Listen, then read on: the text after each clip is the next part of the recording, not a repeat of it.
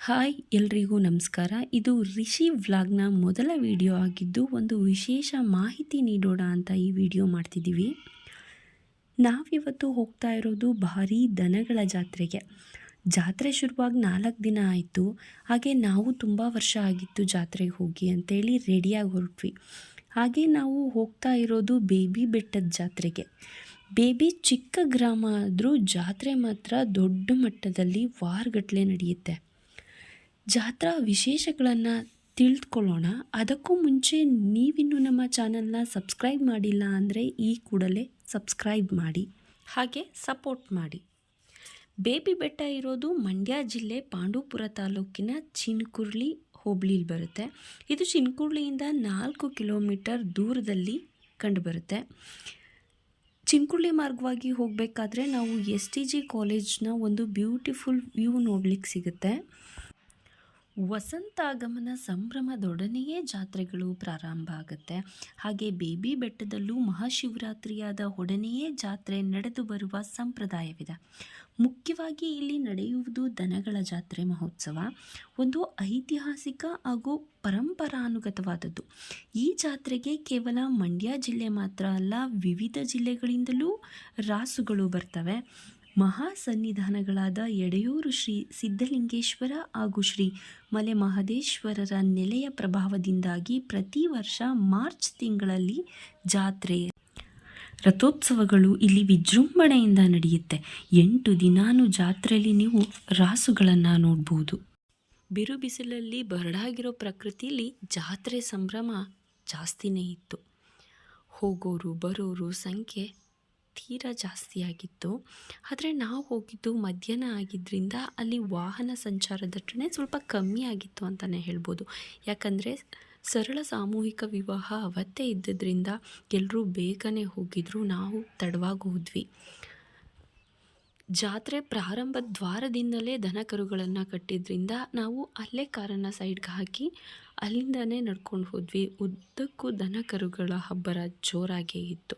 ಅವುಗಳನ್ನು ನೋಡ್ತಾ ಮುಂದೆ ಮುಂದೆ ಸಾಕ್ತಾ ಇದ್ವಿ.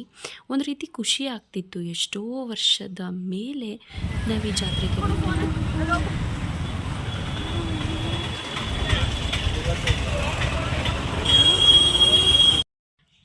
ಬೇಬಿ ಬೆಟ್ಟಕ್ಕೆ ಹೆಸರು ಬಂದಿದ್ದೇ ಒಂದು ವಿಶೇಷ. ಇಲ್ಲಿ ಡಂಬಾಸುರರ ಕತೆ ಕೇಳಿಬರುತ್ತೆ. ಆ ಡಂಬಾಸುರರ ಕತೆಯಿಂದಾಗಿಯೇ ಬೇಬಿ ಬೆಟ್ಟ ಅನ್ನೋ ಹೆಸರು ಬಂದಿದೆ ಅನ್ನುವ ಪ್ರತೀತಿ ಕೂಡ ಇದೆ. ಅದೇನು ಕತೆ ನಾನು ನಿಮಗೆ ಹೇಳ್ತೀನಿ. ಡಂಬಾಸುರನ ಕತೆ ಇದೆ. ಬಹಳ ಹಿಂದೆ ಡಂಬಾಸುರನೆಂಬ ರಾಕ್ಷಸನಿದ್ದಂತೆ. ಸುತ್ತಮುತ್ತಲ ಗ್ರಾಮದವ್ರಿಗೆ ಆತ ಬಹಳ ಕಾಟ ಕೊಡ್ತಾ ಇದ್ದಂತೆ. ಈ ಬೆಟ್ಟದ ಗುಹೆಯೊಂದರಲ್ಲಿ ಆತ ವಾಸ ಮಾಡ್ತಾ ಇದ್ದು ಮಗುವಿನ ರೂಪ ತಾಳಿ ಜನರು ಅದನ್ನು ಎತ್ತಿಕೊಂಡ ಕೂಡಲೇ ವಿರಾಟ ರೂಪ ಧರಿಸಿ ಅವರನ್ನು ತಿಂತಾ ಇದ್ದಂತೆ. ಭಯಭೀತರಾದ ಅಲ್ಲಿನ ಜನ ಶ್ರೀಮನ್ನಾರಾಯಣನ ಮೊರೆ ಹೋದರಂತೆ. ನಾರಾಯಣ ಡಂಬಾಸುರನನ್ನು ಸಂಹರಿಸಲು ಮಹಾಲಕ್ಷ್ಮಿಯನ್ನು ಕಳಿಸಿದನಂತೆ. ಬೆಟ್ಟದ ಬಳಿಗೆ ಲಕ್ಷ್ಮೀದೇವಿಯು ಬಂದಾಗ ರಾಕ್ಷಸನು ಮಗುವಿನ ರೂಪದಲ್ಲಿ ಕಾಣಿಸಿಕೊಂಡದ್ದರಿಂದ ಮಗುವನ್ನು ಎತ್ತಿ ಸಂತೈಸಲು ಹೋದ ಲಕ್ಷ್ಮಿಯನ್ನು ಕೊಲ್ಲಲು ಮುಂದಾದನು. ಇಬ್ಬರ ನಡುವೆ ಘೋರ ಕಾಳಗ ನಡೆಯಿತಂತೆ. ಆಗ ಲಕ್ಷ್ಮಿಯು ದುರ್ಗೆಯ ರೂಪಧಾರಣೆ ಮಾಡಿ ತ್ರಿಶೂಲದಿಂದ ಅವನನ್ನು ಸಂಹರಿಸಿದಳಂತೆ. ಬ್ರಿಟಿಷರ ಕಾಲದಲ್ಲಿ ತಮ್ಮ ಯುದ್ಧ ಸಾಮಗ್ರಿಗಳನ್ನು ಶೇಖರಿಸಿಡಲು ಬೇಬಿ ಬೆಟ್ಟದ ಮೇಲಿನ ಜಾಗವನ್ನು ಉಪಯೋಗ ಮಾಡುತ್ತಿದ್ದರಿಂದ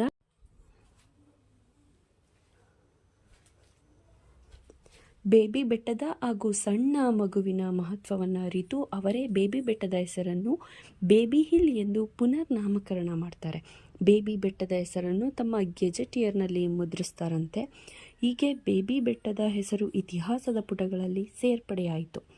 ಊರಿನ ಹಿರಿಯ ಅಜ್ಜಿಯರು, ಹಿರಿಯ ತಲೆಮಾರಿನ ಜನರು ಇದನ್ನು ಬೇಬಿ ಬೆಟ್ಟ ಅಂತ ಕರಿತಾ ಹೋಗ್ತಾರೆ.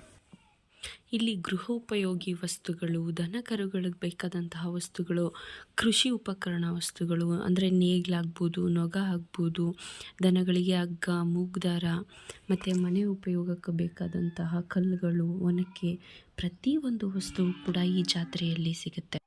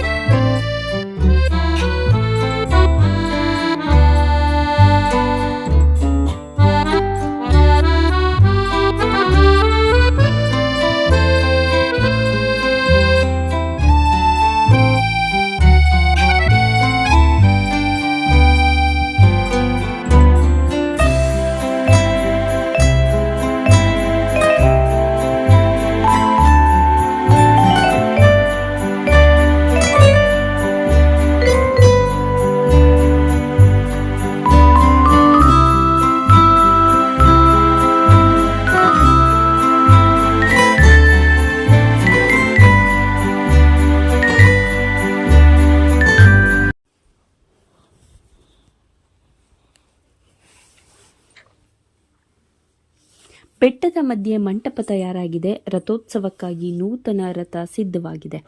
ಸಿದ್ಧಿ ಪುರುಷರ ತಪೋಭೂಮಿಯಾದ ಈ ಬೆಟ್ಟದ ಪ್ರಸಿದ್ಧಿ ನೂರ್ಮಡಿಸಿದೆ ಅಂತಾನೆ ಹೇಳ್ಬೋದು. ಇಲ್ಲಿರುವ ಮಠವನ್ನು ರಾಮಯೋಗೀಶ್ವರ ಮಠ ಅಂತ ಕರೀತಾರೆ. ಸಂಸ್ಥಾಪಕರಾದ ರಾಮಯೋಗೀಶ್ವರರು ರಾಮಪ್ಪನೆಂದೇ ಹೆಸರುವಾಸಿ. ಇವರು ಮುಮ್ಮಡಿ ಕೃಷ್ಣರಾಜ ಒಡೆಯರ ಆಸ್ಥಾನದಲ್ಲಿ ಶಿವಲಿಂಗ ಪೂಜೆಯನ್ನು ದೊರೆಗಳಿಗೆ ಮಾಡಿಕೊಡ್ತಾ ಇದ್ರಂತೆ. ರಾಮಪ್ಪನವರು ರಾಜ್ಯಾದ್ಯಂತ ಪ್ರವಾಸ ಮಾಡ್ತಾರೆ, ಅಪಾರ ಶಿಷ್ಯರನ್ನು ಸಂಪಾದಿಸ್ತಾರೆ. ಆದರೆ ನೆಮ್ಮದಿಯ ತಾಣ ಸಿಗದಿದ್ದಾಗ ಅಂತಿಮವಾಗಿ ಅವರು ಬೇಬಿ ಬೆಟ್ಟ ಕರೆದಂತಾಗಿ ಅಲ್ಲೇ ಬಂದು ನೆಲೆಸ್ತಾರಂತೆ. ಪ್ರತಿ ವರ್ಷ ಸಾಮೂಹಿಕ ಸರಳ ವಿವಾಹ ಮಹೋತ್ಸವ ಆಯೋಜಿಸ್ತಾರೆ. ಈ ವರ್ಷ ಇದೇ ಕಾರಣಕ್ಕೆ ಜಾತ್ರೆಗೆ ಬಂದ್ವಿ. ವಧುವರರಿಗೆ ಮಾಂಗಲ್ಯ, ವಸ್ತ್ರ, ವಾಚ್ ಇವುಗಳನ್ನು ಒಬ್ಬೊಬ್ಬರು ಸ್ಪಾನ್ಸರ್ ಮಾಡ್ತಾರೆ. ಈ ವರ್ಷ ಚಾಲೆಂಜಿಂಗ್ ಸ್ಟಾರ್ ದರ್ಶನ್ ರವರು ಪತ್ನಿ ವಿಜಯಲಕ್ಷ್ಮಿಯವರು ಸರಳ ಜೋಡಿಗಳಿಗೆ ಮಾಂಗಲ್ಯ ವಿತರಣೆ ಮಾಡ್ತಾರೆ ಅಂತ ಹೇಳಿದ್ರು. ಆದರೆ ನಾವು ಹೋಗೋದ್ರಲ್ಲಿ ಮದುವೆ ಮುಗಿದು ವಧುವರರೇ ಮನೆಗೆ ಹೋಗ್ತಾ ಇದ್ರು. ಇನ್ನು ವಿಜಯಲಕ್ಷ್ಮಿ ಮೇಡಮ್ ಎಲ್ಲಿರ್ತಾರೆ? ಆದರೆ ಈ ವಿಡಿಯೋ ಸಿಕ್ತು, ಇದನ್ನೇ ನೋಡಿ ಖುಷಿ ಪಟ್ವಿ. ದಿವ್ಯ ಸ್ವಾಮೀಜಿಯವರ ಜೊತೆ ಹೋಗಿ ನಿಮ್ಮ ಕೈ ಮುಗಿದು ಕೇಳ್ಕೊಂತೀವಿ, ದಯಮಾಡಿ ಎಲ್ಲರೂ ಹಿಂದೆ ಇರಿ. ನಮ್ಮೆಲ್ಲರ ಸುದೈವ ಎಲ್ಲ ಅತಿಥಿಗಳು ನಮ್ಮ ಕಾರ್ಯಕ್ರಮಕ್ಕೆ ಆಗಮಿಸಿದ್ದಾರೆ. ಅವರ ಸಮ್ಮುಖದಲ್ಲಿ 23 ಜೋಡಿಗಳು ಸಪ್ತಪದಿಯನ್ನ ತುಳಿತಾ ಇದ್ದಾರೆ. ಎಲ್ಲೂ ಗೊಂದಲ ಮಾಡಬೇಡಿ, ದಯಮಾಡಿ ಹಿಂದೆ ಹೇಳೋದು. ದಾರಿ ಮಾಡ್ಕೊಡ್ಬೇಡಿ, ಗಂಡನನ್ನು ಹೊರತುಪಡಿಸಿ ಮಿಕ್ಕಂತವರು ಹಿಂದೆ ಬನ್ನಿ.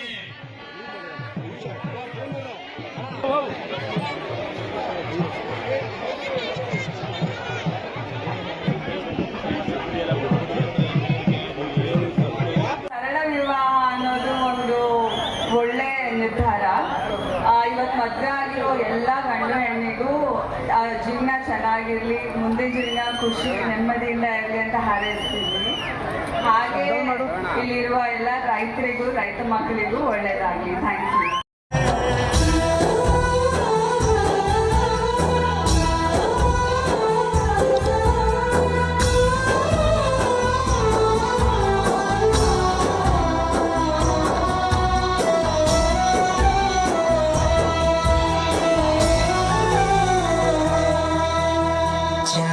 ಚೂಡಮಣಿ ವಜ್ರ ನಾಗಮಣಿ ಮುತ್ತು ರತ್ನಗಳ ಗಣಿ, ಜನರ ಮನಸ್ಸಿನ ಪ್ರತಿಧ್ವನಿ, ಕನ್ನಡ ಕುಲದ ಕಣ್ಮಣಿ, ದೈವ ಗೆದ್ದ ಮುನಿ ಜೀವ ಕಾಯೋದಣಿ, ಮಣ್ಣಿನಿನಗೆ ಚಿರಋಣಿ, ಯಮನ ತಡೆಯೋ ರಾಜನಿ, ಧರೆಗೆ ಒಲಿದ ಸೌಭಾಗ್ಯನಿ, ಕೋಟಿಗೊಂದು ಮನೆತನವೋ ಇವರಿಗೆ ಸಿರಿತನವೋ, ನ್ಯಾಯ ನೀತಿಗೆ ಕನ್ನಡಿಯೋ, ಸತ್ಯ ಧರ್ಮಕ್ಕೆ ಮುನ್ನುಡಿಯೋ.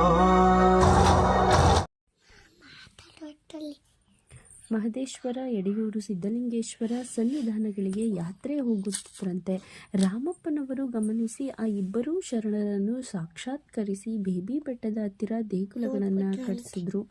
ಶಿವರಾತ್ರಿಯ ದಿನದಂದು ಜಾತ್ರೆಯ ಶುಭಾರಂಭ ಮಾಡಿಯೇ ಬಿಟ್ಟರು. ಇದ್ರ ಜೊತೆಗೆ ದನಗಳ ಪರಸೆ ಹಾಗೂ ರಥೋತ್ಸವವು ಜರುಗುತ್ತೆ. ಮೈಸೂರು ಅರಸರು ಪ್ರತಿ ವರ್ಷವೂ ಬರಲು ಆರಂಭಿಸಿದ ಮೇಲೆ ಇದರ ಪ್ರಸಿದ್ಧಿ ನೂರ್ಮಡಿಸಿತು. ರಾಮಪ್ಪನವರು ರಾಮಯೋಗೀಶರಾದರು. ಅವರ ಪವಾಡಗಳು ಮನೆ ಮಾತಾದವು. ತಮ್ಮ ಆಯುಷ್ಯದ ಕೊನೆಯಲ್ಲಿ ಅವರು ಕೊಳ್ಳೇಗಾಲದ ಶಂಭುಲಿಂಗನ ಬೆಟ್ಟದಲ್ಲಿ ಐಕ್ಯರಾದರೆಂದು ಪ್ರತೀತಿ ಇದೆ. ಹಾಗೆ ಜಾತ್ರೆಯ ಇನ್ನೊಂದು ವಿಶೇಷ ಏನೆಂದರೆ ಚಾಲೆಂಜಿಂಗ್ ಸ್ಟಾರ್ ದರ್ಶನ್ ಸರ್ ಅವರ ರಾಮ ಲಕ್ಷ್ಮಣರು ಬಂದಿದ್ದರು. ಆ ರಾಸುಗಳನ್ನು ನೋಡೋಕ್ಕೆ ಜನರು ತೇರನ್ನು ನೋಡೋ ರೀತಿ ಬಂದು ನೋಡಿ ಸಂಭ್ರಮಿಸ್ತಾ ಇದ್ದರು.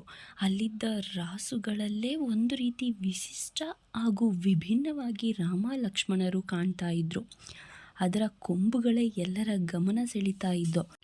ಹಾಗಾಗಿ ಇದು ಒಂದು ವಿಶೇಷ ಅಂತಲೇ ಹೇಳ್ಬೋದು.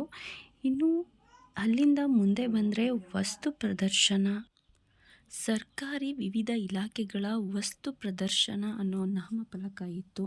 ಅಲ್ಲಿಂದ ಒಳಗಡೆ ಹೋದರೆ ಮೊದಲಿಗೆ ತೋಟಗಾರಿಕೆ ಇಲಾಖೆಯವರ ಒಂದು ಫಲಕಗಳನ್ನು ನಾವು ನೋಡ್ಬೋದಾಗಿತ್ತು. ಅಲ್ಲಿ ಕೃಷಿ ಯಂತ್ರಗಳಾಗಿರ್ಬೋದು ಅಥವಾ ಒಂದು ಸಸಿಗಳಾಗಿರ್ಬೋದು ಎಲ್ಲವೂ ಕೂಡ ಅಚ್ಚುಕಟ್ಟಾಗಿತ್ತು. ರೈತರಿಗೆ ಮಾಹಿತಿಯನ್ನು ನೀಡುವಂಥದ್ದಾಗಿತ್ತು. ಇನ್ನು ತಾಳೆ ಬೆಳೆ ಜೀವನ ಚಕ್ರ ಅಂತೂ ಅದ್ಭುತವಾಗಿ ಮಾದರಿಯನ್ನು ಇಟ್ಟಿದ್ರು. ಇನ್ನು ಅದರಿಂದ ಸ್ವಲ್ಪ ಮುಂದೆ ಬಂದರೆ ಅಲ್ಲಿ ನಾವು ಇನ್ನು ಬೇರೆ ಬೇರೆ ಇಲಾಖೆಯವ್ರದ್ದು ಅಂದರೆ ಮೀನುಗಾರಿಕೆ ಇಲಾಖೆಯವರಾಗಿರ್ಬೋದು, ಕುಟುಂಬ ಕಲ್ಯಾಣ ಇಲಾಖೆಯವರಾಗಿರ್ಬೋದು, ರೇಷ್ಮೆ ಇಲಾಖೆಯವರಾಗಿರ್ಬೋದು, ಪ್ರತಿಯೊಬ್ಬರು ಕೂಡ ರೈತರಿಗೆ ಸಂಬಂಧಿಸಿದಂತೆ ಉತ್ತಮ ಮಾಹಿತಿಗಳನ್ನು ನೀಡ್ತಾ ಇದ್ದರು. ಹಾಗೆ ಹೆಚ್ಚಾಗಿ ನಮ್ಮ ಗಮನವನ್ನು ಸೆಳೆದಿದ್ದು ಶಿಕ್ಷಣ ಇಲಾಖೆಯ ಫಲಕಗಳು, ಏಕೆಂದರೆ ಅಲ್ಲಿ ಸರ್ಕಾರಿ ಶಾಲೆಯ ಮಾದರಿಗಳು ಮತ್ತು ಮಕ್ಕಳ ಕೈಚಳಕವನ್ನು ಅಚ್ಚುಕಟ್ಟಾಗಿ ತೋರಿಸ್ತಾ ಇತ್ತು. ನೋಡೋಕ್ಕೆ ತುಂಬ ಖುಷಿಯಾಯಿತು. ಸುತ್ತಮುತ್ತಲ ಹಳ್ಳಿಗಳ ಶಾಲೆಗಳು, ಸರ್ಕಾರಿ ಶಾಲೆಗಳ ಮಾದರಿಗಳು ಉತ್ತಮವಾಗಿತ್ತು ಅಂತಲೇ ಹೇಳ್ಬೋದು.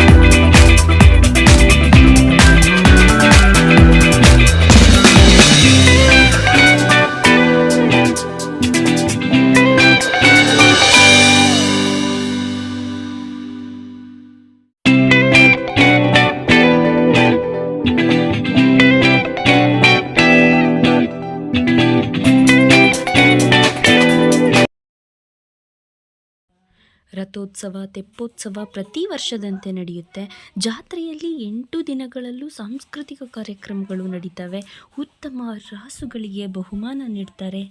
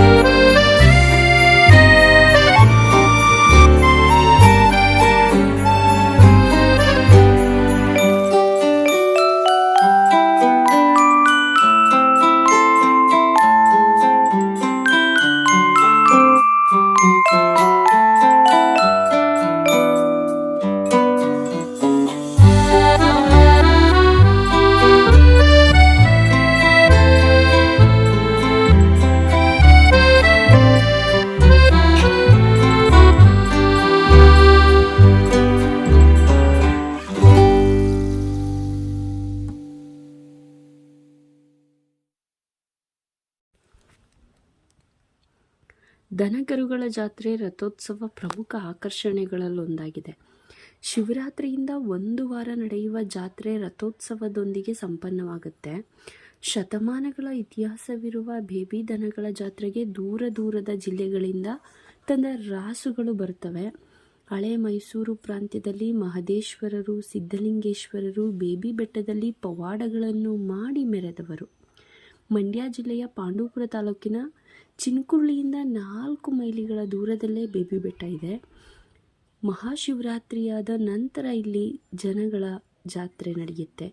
ಅಶ್ವಿನಿ ನಕ್ಷತ್ರದಲ್ಲಿ ಮಹೋತ್ಸವ ಸಿದ್ಧಲಿಂಗೇಶ್ವರರ ಮಹದೇಶ್ವರರ ತೇರನ್ನು ಎಳೆದು ದಹನವನ್ನು ಎಸೆದು ಪುನೀತರಾಗಲು ಭಕ್ತಾದಿಗಳು ಇಲ್ಲಿಗೆ ಆಗಮಿಸುತ್ತಾರೆ. ಇತಿಹಾಸ ಪ್ರಸಿದ್ಧ ದನಗಳ ಜಾತ್ರೆ ಭಾರಿ ವಿಜೃಂಭಣೆಯಿಂದ ನಡೆಯುತ್ತೆ. ಹಿಂದೆ ಈ ಜಾತ್ರೆಯನ್ನು ಬೇಬಿ ಬೆಟ್ಟದ ಜಾತ್ರಾ ಮಾಳದಲ್ಲಿ ನಾಲ್ವಡಿ ಕೃಷ್ಣರಾಜ ಒಡೆಯರು ಅಮೃತ್ ಮಹಲ್ ಕಾವಲ್ ಪ್ರದೇಶದಲ್ಲಿ ಪ್ರಾರಂಭಿಸಿದ್ರು. ಬೇಬಿ ಬೆಟ್ಟದ ಜಾತ್ರೆ ಅಂದಿನಿಂದ ಇಂದಿನವರೆಗೂ ಸಾಂಪ್ರದಾಯಿಕವಾಗಿ ನಡೆದುಕೊಂಡು ಬಂದಿದೆ. ಅರಸರ ಆಳ್ವಿಕೆಯಲ್ಲಿ ಆರಂಭವಾದ ಜಾತ್ರೆ ಸ್ವಲ್ಪ ಕಾಲ ಮೂಲಭೂತ ಸೌಲಭ್ಯಗಳ ಕೊರತೆಯಿಂದ ನಿಂತಿತ್ತಂತೆ. ಆದರೆ ಕೆಲವು ರಾಜಕಾರಣಿಗಳು ಹಾಗೂ ಮಠದ ಹಿರಿಯ ಸ್ವಾಮೀಜಿಯವರ ಶ್ರಮದಿಂದಾಗಿ ಬೇಬಿ ಬೆಟ್ಟಕ್ಕೆ ಹೊಸ ಮೆರುಗು ಬಂದಿದೆ. ಅಕ್ಷರ ದಾಸೋಹ, ಅನ್ನ ದಾಸೋಹ ಜೊತೆಯಲ್ಲೇ ಇಲ್ಲಿ ಸಾಮೂಹಿಕ ಮದುವೆಗಳು ಪ್ರತಿ ವರ್ಷವೂ ನಡೆಯುತ್ತವೆ. ಒಂದು ಕಾಲದಲ್ಲಿ ಅಮೃತ ಮಹಲ್ ಕಾವಲ್ ಎಂದು ಹೆಸರಾಗಿದ್ದ ಬೇಬಿ ಬೆಟ್ಟದಲ್ಲಿ ಇಂದಿನಂತೆ ರಾಸುಗಳು ನೆಮ್ಮದಿಯಿಂದ ಹುಲ್ಲು ಮೇಯಲಾರಲು. ಕಲ್ಲು ಗಣಿಗಾರಿಕೆಯಿಂದ ಪ್ರದೇಶವೆಲ್ಲ ಹಾಳಾಗಿ ಹೋಗಿದೆ. ಇದಿಷ್ಟು ಮಾಹಿತಿ ನಿಮಗೆ ಇಷ್ಟ ಆಗಿದ್ರೆ ಲೈಕ್ ಮಾಡಿ, ಸಬ್ಸ್ಕ್ರೈಬ್ ಮಾಡಿ, ಹಾಗೆ ಸಪೋರ್ಟ್ ಮಾಡಿ. ಏನಾದರೂ ವಿಡಿಯೋದಲ್ಲಿ ತಪ್ಪಿದ್ರೆ ಕ್ಷಮಿಸಿ. ಜೀವನ ಅನ್ನೋದು ಸೋಲು ಗೆಲುವಿನ ಆಟ. ಗೆದ್ದವನಿಗೆ ಸೋಲಬಾರದೆಂಬ ಭಯ ಇದ್ದರೆ ಸೋತವನಿಗೆ ಗೆಲ್ಲಲೇಬೇಕೆಂಬ ಛಲ ಇರುತ್ತೆ. Thank you all.